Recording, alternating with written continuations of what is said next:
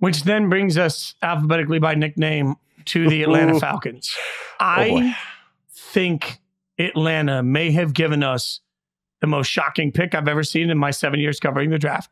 I think they may have given us the most questionable draft strategy I have seen in the last 7 years covering the draft.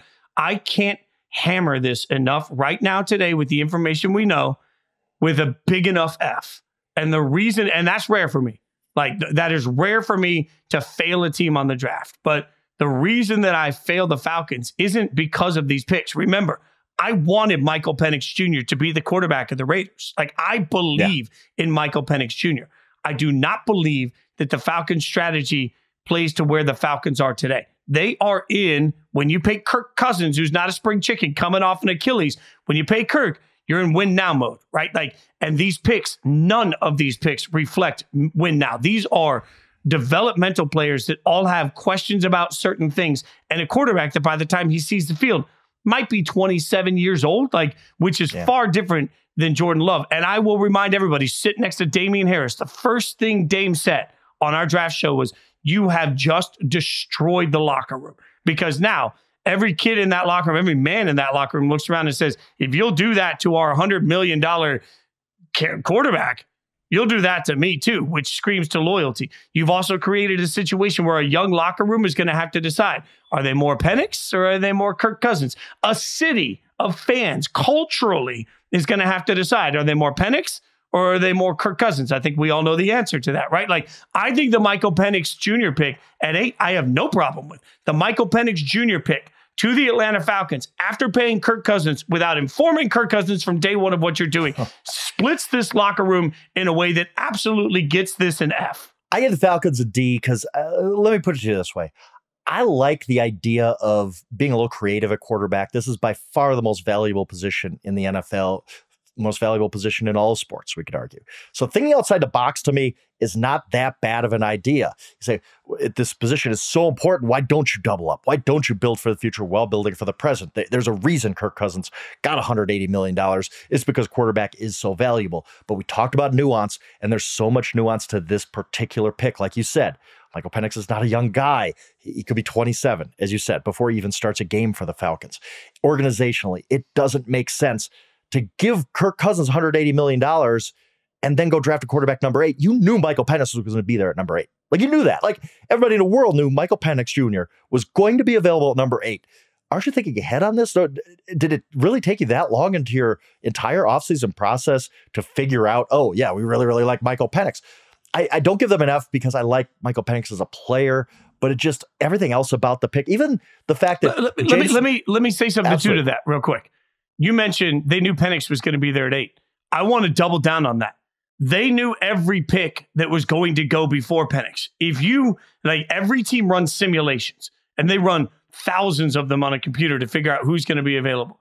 When you think of the 7 players selected before Michael Penix Jr., any simulation in the world would have given you some version of that. It was not shocking for Marvin Harrison Jr.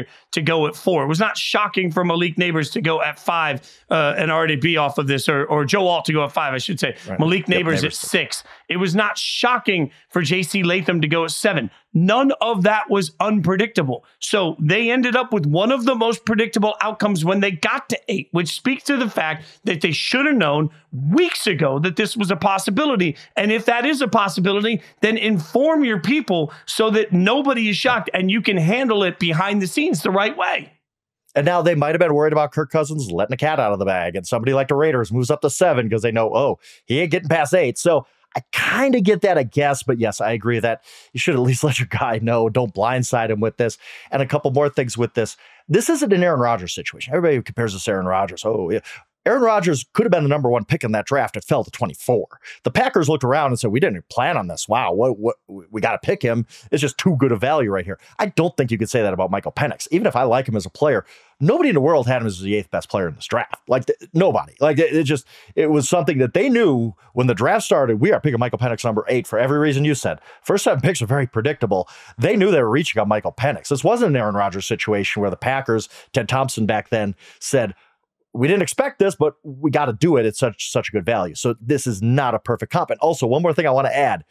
James Palmer, formerly NFL Network, really, really good reporter, said 3 teams, including your Raiders, were trying to trade up into the top 10 to get Michael Penix. So the Falcons theoretically could have traded down with somebody like the Raiders at 13 or the Seahawks at 16. Ended up getting Dallas Turner, a guy the Vikings love enough to trade basically 6 picks for. Fill your biggest need, which is edge rusher. Edge rusher has been their biggest need for 3-4 years now at least. How much differently would we be talking about the Atlanta Falcons right now if they would have traded the 8th pick to move back to 13, let's say at the Raiders? Raiders draft Penix, whatever. At 13, the Falcons draft Dallas Turner and get extra picks for the future. We would have been like, this is an A, best draft of the division. Way to go. You're built to win now. You just got your edge rusher. They passed on. There's an opportunity cost with that they passed on. So everything about this specific pick of Penix at 8, I don't mind being out of the box at quarterback. Everything about this specific pick at Penix at 8 leads me to believe this was a mistake, and that's why I gave him a D. Yeah, by the way, Palmer, you're right, does very good work reporting. I also think teams are full of it when it comes to post-draft, and they're getting killed. I remember a few years ago when the Raiders stunningly drafted Mike Mitchell early in the draft, and Mike Mayock didn't even know who he was. Nobody had any B-roll on him. Nobody what to do. And then a day later, it was like, no, several teams were trying to trade up to get Mike Mitchell. No, they weren't. Like, who is really trying? You think all these teams were trying to trade up and they were going to trade up into Atlanta's spot? That only makes the pick look worse. Were they trying to trade up with the Titans or with the Chargers, and you think they turned down those trade ups? Like, none of that makes sense. If you follow the logic of where that leak comes from the Falcons trying to justify a bad pick. Sure, that could be. I think it's an F.